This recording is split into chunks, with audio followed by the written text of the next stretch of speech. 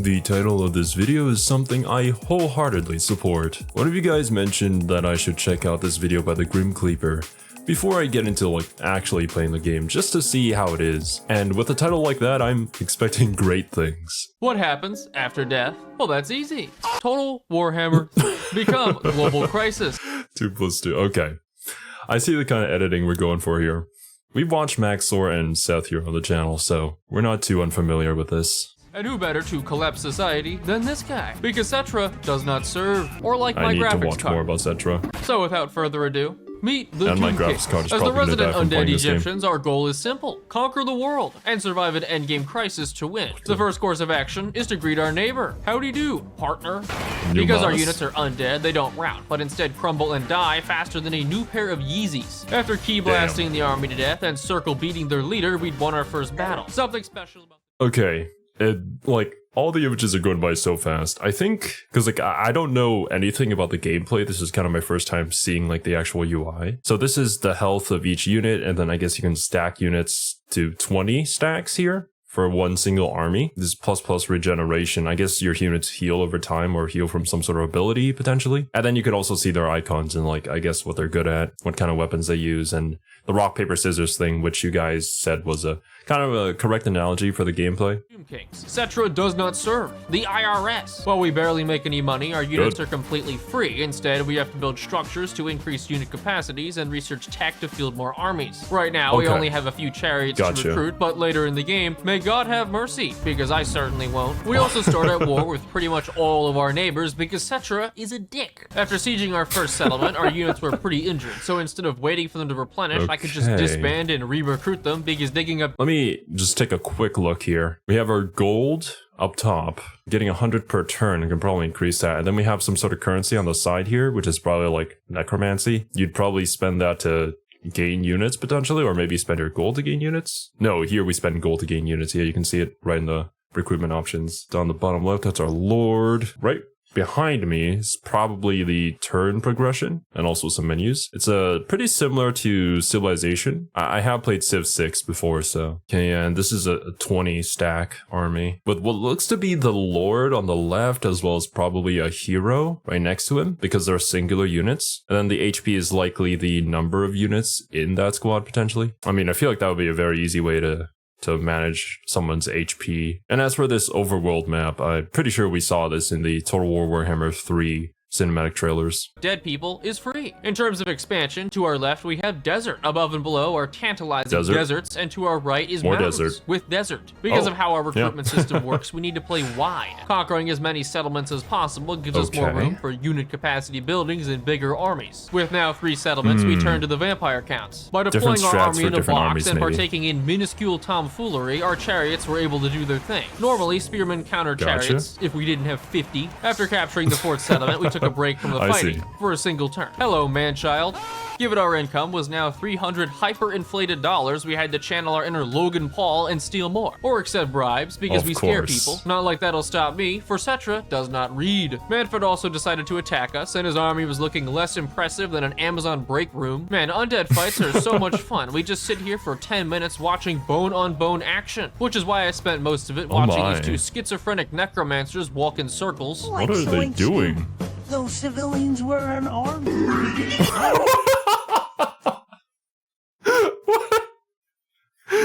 Oh god, dude. Hey, good stuff. Good stuff. Winning the battle meant the end of Manfred, and capturing his last settlement was a cakewalk. Besides, we had bigger issues, like a plague spreading and Volkmar camping in our city. If I had my way, you would be dealt flame and hammer. That's cool, but I didn't ask. With Manfred's faction gone, our research for a second army had completed, allowing me to regurgitate an entire 20 stack in just 2 turns. But for every new army we awaken, our research speed goes down, so it takes longer to get another. Because each settlement we own increases research speed back up, more cities equals more armies. And plagues. Okay, skeletons can't get— okay.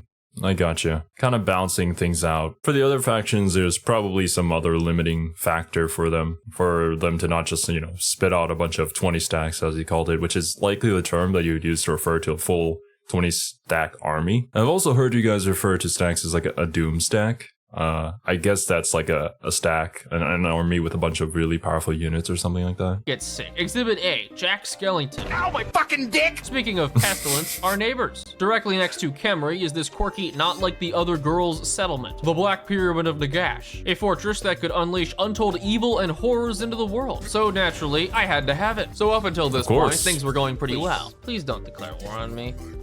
I was not expecting that. And overall, our borders were safe. Did I say safe? No.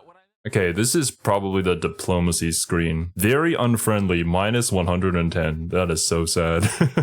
Depending on the faction you pick, I guess there might be different relations that you have at the start of your campaign. And with the actions that you take, that will affect your relationships. I wonder how good the AI is in dealing with this kind of stuff, because I remember in Civ 6, you could kind of cheese the AI a little bit. Sell them things and then buy them back for much cheaper and then sell them the same thing overpriced again. Strength rank 37, reliability very high. I guess reliability would be a mechanic where if you make an agreement with somebody and then you break that agreement, then other factions will not trust you as easily because you're pretty much known as a backstabber then at that point. And the strength rank is obviously your army strength, so if you're kind of a pushover, then people won't be willing to make relations with you. Oh, we even have trade goods. Didn't notice that on the bottom left. I guess it depends on the regions that you conquer. That was Ninth Circle of Hell. Who is Scarbrand? Well, you know, Satan. By deploying our units on the edge, utilizing masses of chariots, and courageously advancing backwards, we pulled their heroes into our spears and had a completely fair duel.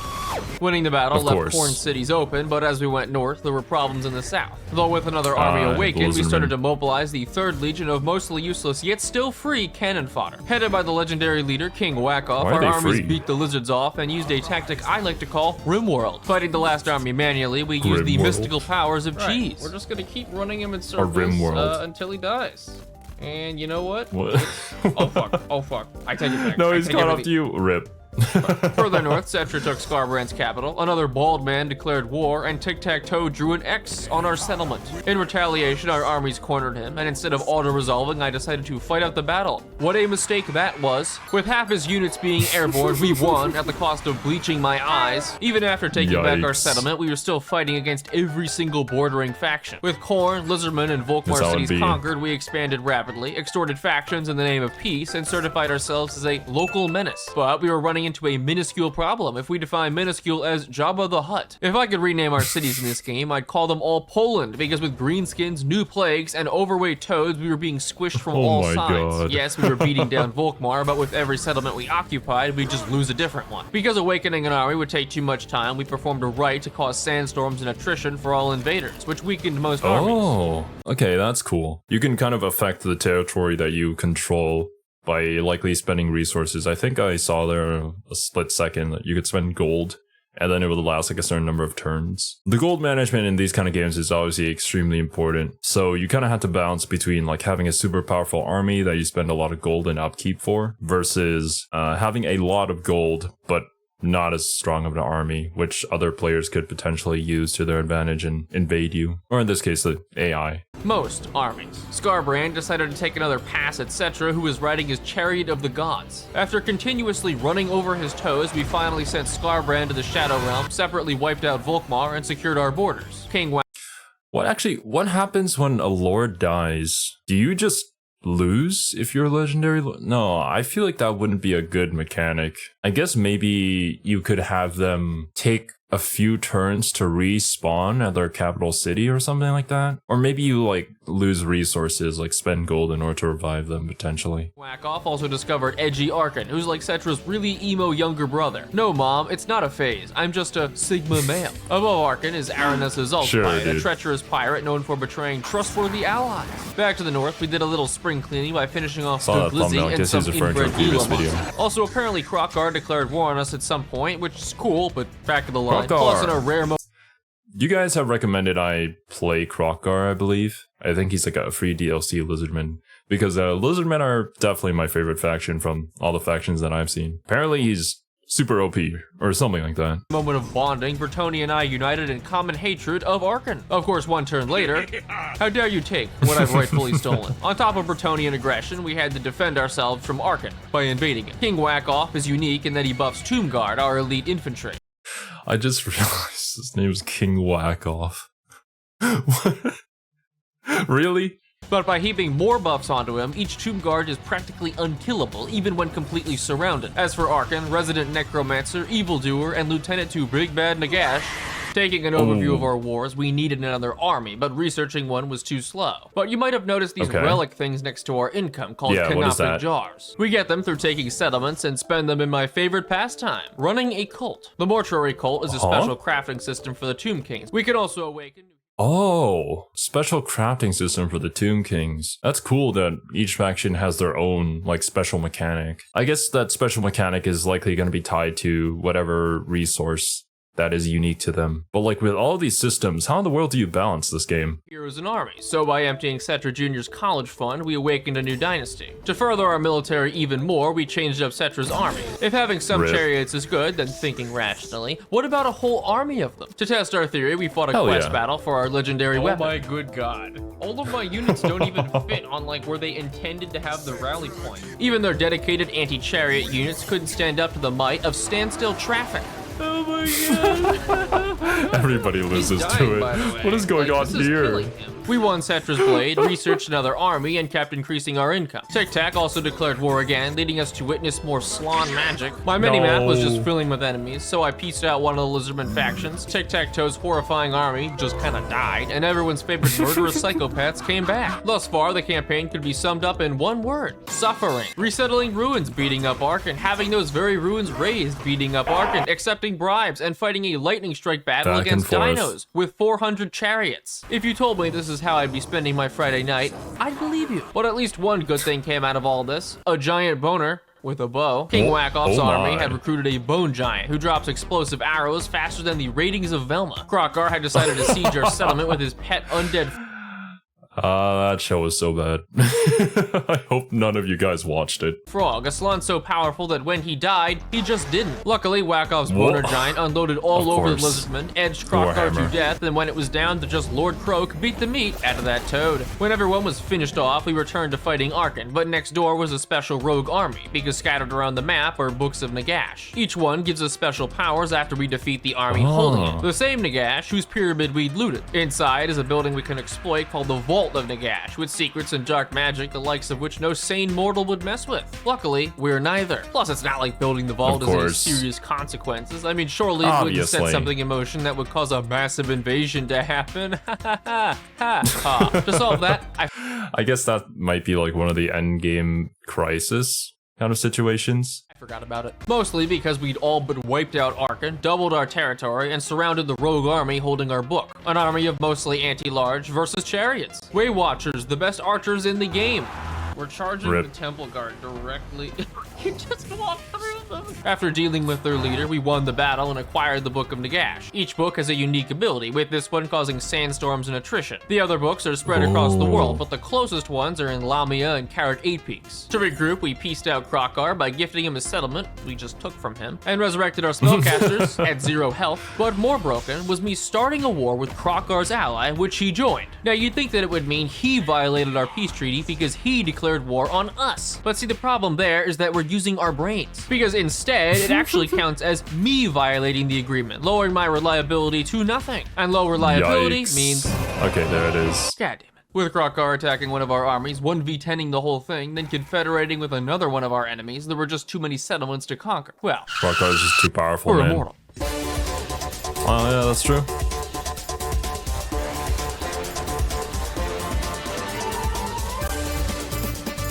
Doing sick wheelies is epic too. Taking a step back, what exactly have we achieved? A lot, actually. Arkan Ember Pawns, gone. Krokar united with us against the dwarves, then we killed him. And pretty much the entire peninsula is ours. Sorta. Meet Kairos Fate Weavers, Tzeentch Worshipper, and Muppet's mascot. By expanding south, we'd run into him and the worshippers of Tzeentch. Now, Big Bird and his entourage are almost exclusively ranged units who can kite. So, as I've said 10 times before, chariots. Turning Kairos into KFC, we evicted Tzeentch and took his northern settlements. Kairos' last cities were in the Chaos Wastes, which have no practical usefulness whatsoever. So, you know, we're here. On the other side of the world, we were sending armies to Lustria for one of the books. First, we got caught by orc pirates, which wasn't too bad, but then, the scale Skaven. I expected them to send one army, here we not go. 4, so only one of our boats made it to land. We did make a friend though, Luther Harkin, in perhaps the most lopsided trade deal I have ever seen. In the north of our peninsula, we'd mostly defeated the dwarves, discovered the Skaven clan moors, and were expanding rapidly. At least, until we met our match. A completely random rogue army made up of grenade launchers, steam tanks, and Hellstorm rockets. But maybe we still had a chance. Okay. Yikes. And that's not the whole thing, by the way. There's a second army. Oh my god. And this army has 8 steam tanks. Oh my god, what the... What is that? There's just random rogue armies like the barbarians and Civ just out there with all of this equipment. Back in our core lands, we were getting tier 5 settlements, allowing us access to our best units. War Sphinx, Hyro Titans, and Necro Sphinx, which you'll see a little later. I also found an interesting creative mechanic in our tech tree. A high research rate awakens new armies quickly, but each army lowers the rate back down. Unless it doesn't. By researching 99% of a dynasty at our full rate, then switching to another, yeah, it's kind of rough. Back in the Chaos Waste, Cetra was still on the warpath, taking over half the settlements and ending up at the gates of Kairos. Well, once again, with a game like this big and this complex, I guess there's a few things that you could probably exploit to make a campaign completely busted. Completely outnumbered and fighting better units. Tomb King's chariots are good, but because like all the other units, they have their own health bar, but what do the Zeech units have? Is that maybe like their mana bar? Are they all capable of casting magic in some form? And that's kind of like counting as their ammo? They're not that good. With just Cetra and his Sphinxes, Kairos' blob eventually dragged them down. For the first time, Cetra lost. The worst thing to happen in the whole campaign so far. Remember this place? Black Pyramid of the Gash, Spooky Sorcerer Supreme? Well, from it, we learned some very interesting things. Number 1, you can start an endgame crisis by building a vault. Number 2, we should not have built that vault. The endgame crisis begins in 10 turns, and to be honest, I don't really know if it was us or a complete coincidence. Either way, Nagash is back. But there was a way out of this. No, Cetra's chariots aren't bad, but we needed something insane. So after some research, we turned Cetra's army into Cetra's Doom Stack. Hyro Titans, Necro Sphinx, War Sphinx, Necropolis Knights, and Bone Giants. Plus, using the Mortuary Cult, we gave Cetra regeneration, vortex spells, and every other broken ability I could think of. Oh my god, there's so many things. What is that? I'm so scared to even go back to that menu. It seems like a lot. But yeah, it's probably one of those things where you get into it and you're like, yeah, I understand how these systems work now. But as somebody who's never played the game before, yeah, it looks like a lot. Our armies closer to the capital, recruited more units, and had Skarsnik unfairly declare war on us, all because we lightly ransacked his capital for another Book of Nagash. Would you believe me if I said it's for a school project? With 10 turns until Nagash returned, we needed to prepare our armies. To make sure the north was safe, I stationed 2 armies at Carrick 8 Peaks to draw the aggro. While Skarsnik was strength rank 3, he had his own problems. The real threats were Queek and Kairos. Tweedledum and Dumber were busy taking the Chaos Waste back, but still had time to be flat annoying. Queek got obliterated, and across the sea, Skrolk was role-playing a fish on land. Still, with our armies marching back, depression. Of all the scary things Skarsnik could feel, he sent a bunch of naked goblins. However, shall we manage? To improve our main armies, I awakened some Tomb Princes because apparently we recruit them at level 22. Pre-max level heroes, not too bad. Unfortunately, there was still one problem. Nope. That army of steam tank grenade launchers was multiplying, but we had one unstoppable weapon at our disposal. Here is $30,000. We are now friends. As for our other... Well, if you've got the money, you'll let it speak for you, you know? But I'm guessing, like earlier, when I think Skarsnik was it, one of his armies ambushed our armies, that is likely some sort of stance that your army would take, or like formation that your army would take, that could give you like certain bonuses in combat and whatnot, kind of like when you hunker down or something in XCOM or in Civ. Their enemies, we were using something called diplomacy. Skarsnik, I am truly sorry for taking your capital, so because we don't need it anymore, I'm giving it to Queek. Just give it back to you. You get this ruined settlement I didn't want, and I'll even join all your wars, because I will definitely help you. And all I want is peace, in some other terms. So with Skarsnik as our new friendly puppet state, we had a buffer to the north. We swapped some units around, made some minor adjustments, and prepared our last stand. If we could beat Nagash's armies, then for the second time in my 1,000 hours across all 3 titles, I might actually finish a game. We had 3 turns until our capital will be swarmed by more than 10,000 undead, and Cetra's army was just about done, but missing one thing, the Crown of Nehekara. In one last quest battle, housing an army of all monstrous constructs, the Chaos Warriors cleverly flanked us and attacked our very vulnerable ranged units. Very vulnerable ranged units. Yeah, I don't think there's anything vulnerable about these guys. But he did mention that before. I guess quest battles are more like lore battles that happen in-game. I don't know how you would manage that. I guess there would have to be some sort of system where it notifies you that you're at a current stage where you can do a certain quest battle, or maybe there's no lock to that, but you're just gonna get your ass beat if you're not ready for it. And then you immediately like teleport into it or something. Because otherwise, I don't know how they would manage that. Like, it's impossible to know how a player would progress through the campaign. Or maybe it's like a specific city that you capture and then you unlock this quest battle or something. By the way, all of our Hero Titans are also spellcasters, so we have access to like 6 of these things when we're God. Oh my god. Now that Cedra had recovered his crown, absolute slaughter. That was it. We'd done all the preparing we could do, so I stacked every army into a tight ball and passed our final turn. If we could hold, we'd win the campaign. If we could hold. By the end of this turn, we'd need to wipe out all 9 Oh my god, that's a lot. What the heck? I guess they don't call it endgame crisis for nothing. Armies to prevent any more from spawning, which is why I stacked our lords in one spot. So, in the words of history's most ancient warlord,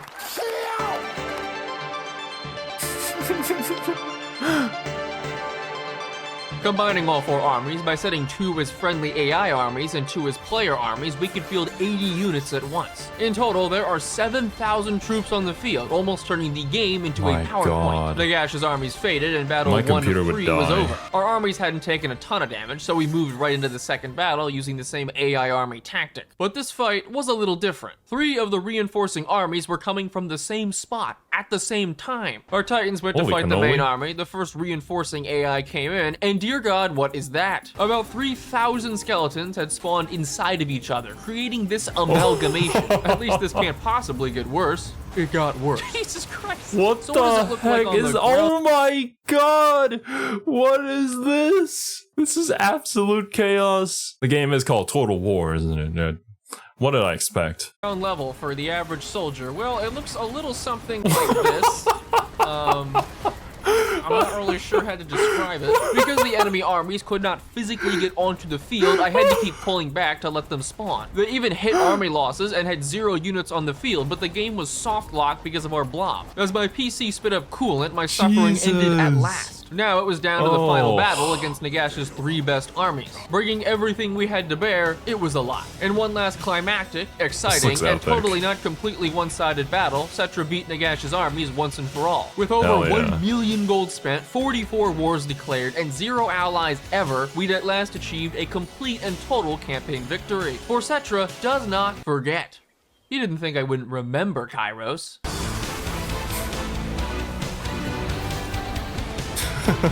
Oh yeah, also follow me on Twitch, because I stream consistently. Sometimes, I stream. And my streams are easily the best around. I think it's about time that I finally get my claws into this game, so... Total War Warhammer 2 coming soon to the channel. If you want to see more of my reactions to Warhammer and Warhammer 40k, check out the playlist that is so conveniently appeared on screen. Thank you so much for watching. Catch you guys in the next one.